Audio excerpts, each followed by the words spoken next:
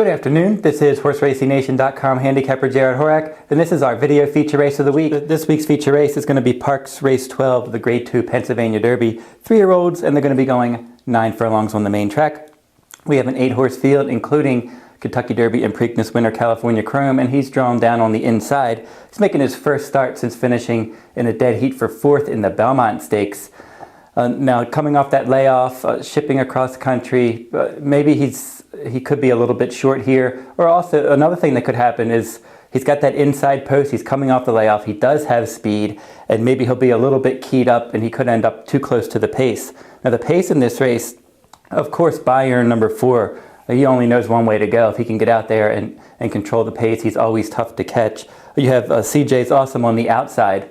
That one has been showing speed for Ken McPeak, is in good form, obviously stepping up in class, but that one has speed as well. So the pace could be a little bit quick here. Now, if California Cream's able to settle off of the pace and work his way outside and track the pace, he should get the first run. If he's a little too keyed up, it could set up for off the pace horses. Now, he's not going to offer any value either, California Cream. Obviously, the main goal for him is the Breeders' Cup Classic. This is a big race. It's a $1 million race. He gets a bonus as well for winning the Kentucky Derby and the Preakness. But he's not going to offer any value. We're going to have to try to beat him in this spot coming off the layoff. He did have a big workout. He worked out in 110 and change between races at Los Al. But the time isn't that important because that day the track was playing very fast. But he did look good visually in that work, and he seems ready to go. But again, value's the key, and he's not going to offer any. Candy Boy, the 2, is going to be my top choice in this race because out of all the contenders in this race, he's going to offer the most value. He's listed at 10-1 on the morning line. Very consistent, and I like the fact that Joao Rosario is going to get aboard. I think he's going to fit this one well. He should settle from off the pace, make a nice run, and he's pretty consistent. He's running 6 stakes races. He's got a win, 3 seconds, and a third. So he's usually there. And 4 times in those 6 graded stakes races. 2 times he ran against Shared Belief and he finished second. 2 other times he ran into California Chrome. So he's faced some tough competition. He comes out of the West Virginia Derby, in which he just missed by a nose. Tapiture, who's also entered here, ended up winning that event. So coming out of a productive race anyway, because the 3rd place finisher, Vickers in Trouble, came back and romped in the Grade 2 Super Derby.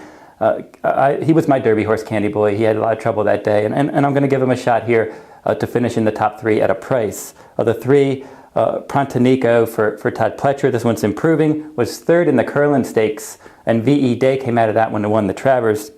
Last time he won the local prep, the Smarty Jones. He's going well. He's going to be coming from off the pace.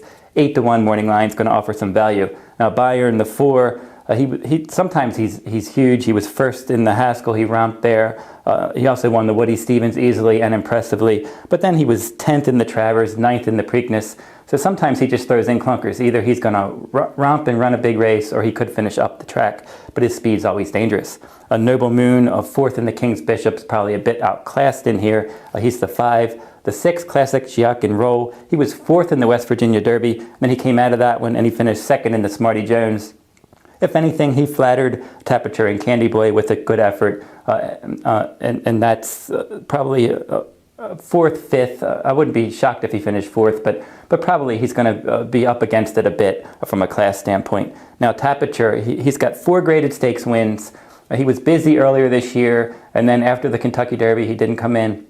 They gave him a nice rest. He won the Mat win, and then he came back and he looked good in the West Virginia Derby. He overcame some trouble under Rosie Napravnik to get the job done. He's going to sit a nice trip a little bit off the pace, and he's going good right now. And I like that Asmussen gave him that break after the Triple Crown Series, and he really seems to have been thriving lately. And then the 8, CJ's Awesome on the outside. As I mentioned, this one's a pace factor. But when you have other horses, quality horses that have speed like Bayern and California Chrome, I think this one, at this point in his career, is up against it, against this level of competition.